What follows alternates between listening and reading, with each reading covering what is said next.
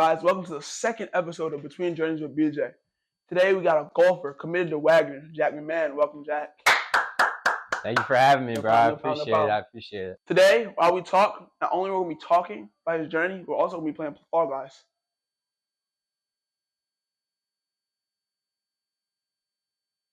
Okay, so Jack's playing first, and we're still going to talk, though. So, Jack, how you doing today, bud? I'm great, man. I'm great. Great. You feeling good?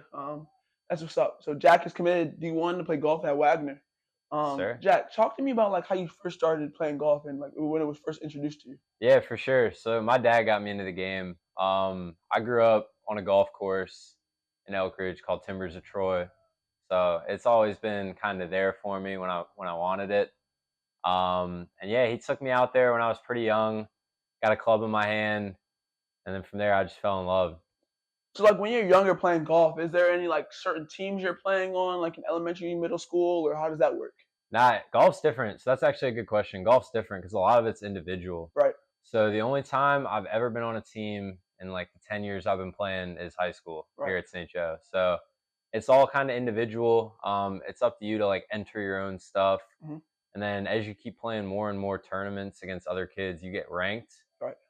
And then basically as you get ranked, you earn it's almost like you get like points, and you can enter higher level stuff as you get better. So yeah. Jack actually just qualified to the next round. Yeah, I did. So when you're younger playing, how were you? Were you good? Were you always good? Were you always one of the higher ranked ones, elementary, middle school, or how were you? Yeah. I mean, I like to think I've been decent. I work hard, so it's good to know. But I actually was trending in a good direction up until this past summer, when I broke my wrist playing pickup basketball, actually. And that was kind of a whole reset because I wasn't able to compete for 3 months. Right. Everyone else was competing, they're gaining ranking points, they're gaining all that. And I was kind of sidelined. So that's when my recruiting kind of, it got thrown in the blender a little bit. Right. And I was a little unsure, where I was going to go. Because at that time I thought I was going to go somewhere, but when they heard about my injury, they pulled the offer. Right. And that's what's a lot of people don't get how cruel recruiting can be sometimes. But definitely. Yeah, my journey definitely wasn't linear. It was more of a zigzag, but yeah. I'm pumped that, I am where I am now, and I wouldn't take anything for granted. So talk to me about persevering through that injury. How was it just on the day-to-day, just in terms of you see other people, you're feeling it, but how did you stay mentally strong in terms of just locking in and knowing when you get back, you're going to be able to be able to get to school? Yeah, it was hard, man. It was tough. I had to get surgery the week after, so I managed to break my wrist in 2 different places and dislocate it. So when I went to the hospital that night, they popped it back into place, which just wasn't fun. And then I had to get surgery a week later. It was tough because honestly, for a while, golf wasn't even on my mind. I couldn't it was my right hand. I couldn't brush my teeth. I couldn't I had to almost relearn the basic things before I could even think about getting back in the gym, getting back out on the course. So it was hard. Shout out to my physical therapist though, Dr. Matt. He got me once I was cleared to do physical therapy, which was probably September. So a couple months after it happened in July. He was really, really influential in my journey, man. He kept my head in the right space, even when sometimes I was down, I was pissed. I couldn't play, I couldn't practice. Yeah. It's tough when you spend so much time on something and you can't do it anymore for a little. Most definitely. But yeah, he got me in the right headspace, leaned on the people around me. Yeah, I'm not getting these bubbles, bro. I'm not about to qualify. I didn't know what the game was. Yeah, it's over with.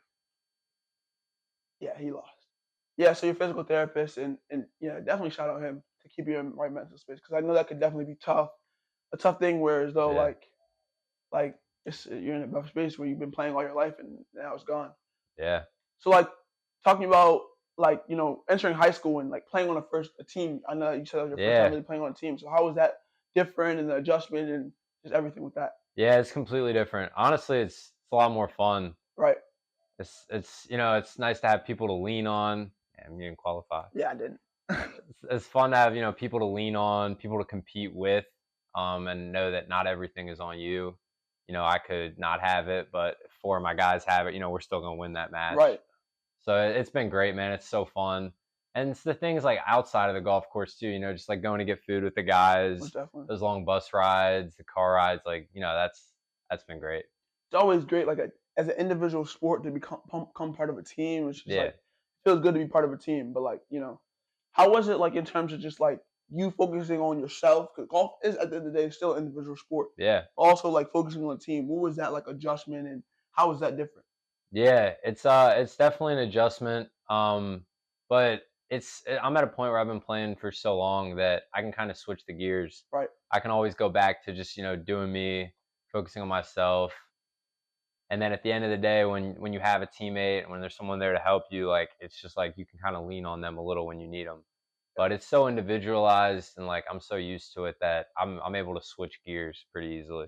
Any advice your teammates would give you and that stuck to Yeah. you? Yeah, so my sophomore year, we were really good. Bunch of really good upperclassmen, really talented guys, man. And they would just tell me, they just instilled belief in myself, man. I Mhm. don't think I'd be where I am now without those guys. Right. So just having someone to look up to, having someone to ask questions about the game, about, high school, about stuff like that, man, Yeah. that meant everything to me. Yeah. So talking about like how your college recruitment went, like how was that in terms of golf? And I know you said you broke your wrist and lost the opportunity.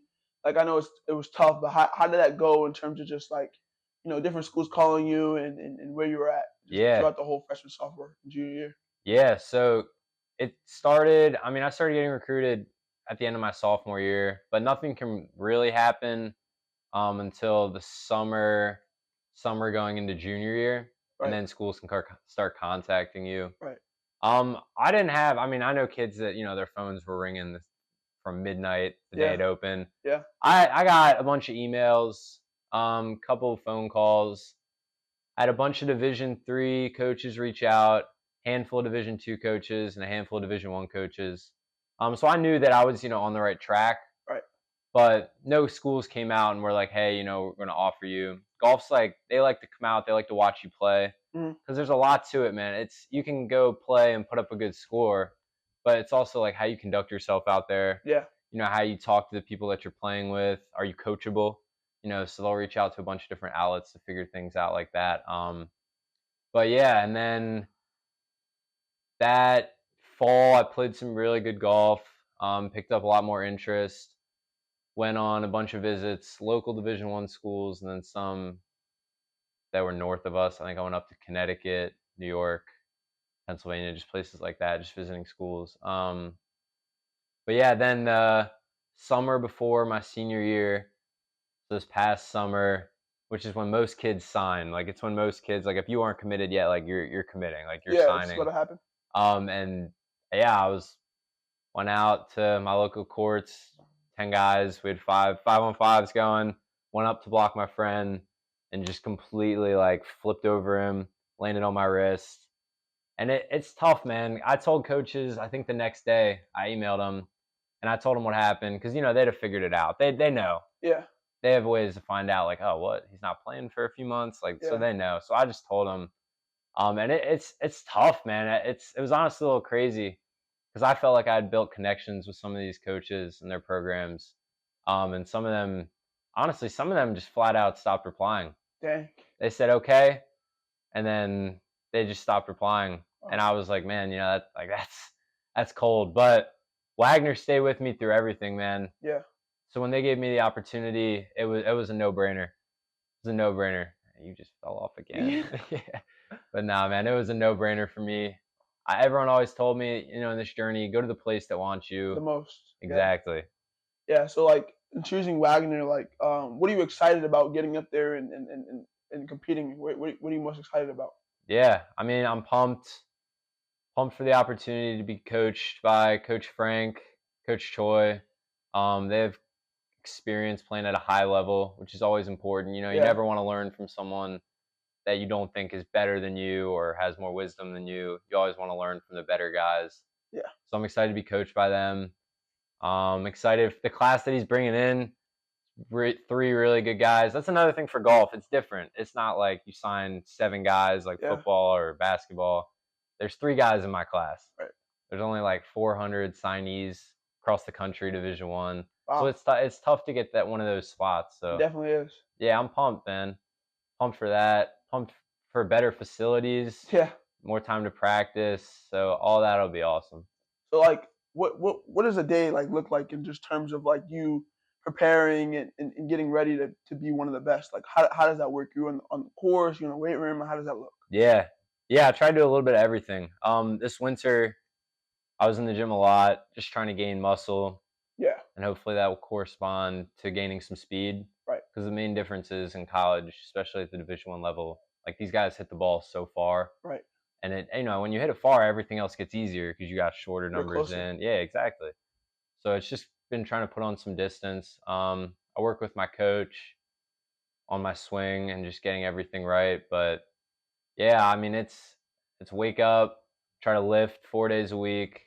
I'm out on the golf course any day. It's not raining usually, Yeah. so there ain't it doesn't feel like a chore to me. Yeah. That's what And I'm that's. so blessed that I love it as much as I do because it allows me to put all that work in and just Yeah. still have fun with it. I feel like your love for the game really helped you especially get through the tough times because like Yeah, everything wasn't easy for you. It wasn't just handed to you, but you really exactly. had to like lock in on the tough times, and I feel like your love was able to get you push you through. Yeah, Um, is there any advice that you would give to like a younger golfer going up, maybe yeah, trying to get to where you are right now? yeah, definitely. I would say don't set your mind on like a place or like a destination because you don't really know what's gonna happen, especially if you're young. Like, don't set your mind on a certain place or like where you want to be. It's good to have a goal, but you got to understand that like not everything's gonna work out the way you want it to. There's gonna be some curveballs. There's gonna be some stuff mixed in there. So yeah, just be ready for anything and have fun with it. Yeah, I see too many guys that are too talented and they get burnt out because they're not having fun. because they're not having fun, and Most definitely. it's tough to have all that talent, but if you don't want to do it anymore, you're not going to do it. Yeah, that's a good point. Talk to me like what talk to me about like having fun. How do you make sure you're still having fun while also trying to like get to where you want to get to? Yeah, that's a good question. I try not to make golf my life, if Right. that makes sense. So for example, pick up basketball at the Y on Fridays with all my buddies. Mhm. I try to have a life outside of golf. I work hard in school, obviously, but I'm saying like I like to hang out with my buddies, do Yeah. other things. That way, when I get to golf, it's not like all this stress is on Yeah. me and stuff like that. It's more like I get to practice. I'm blessed to go have this opportunity, go out there and do this. But I know that it doesn't define me. If I have a bad day, I know I'm more than just a golfer. Right. So Okay, that's what's up. I'm Jack McMahon. I'm committed to play Division One golf at Wagner College, and you just went between my journey. Thanks for watching Between Journeys with BJ. We just had Jack McMahon on. He's committed to play golf at Wagner. Be sure to catch him up next season and be ready for the next episode.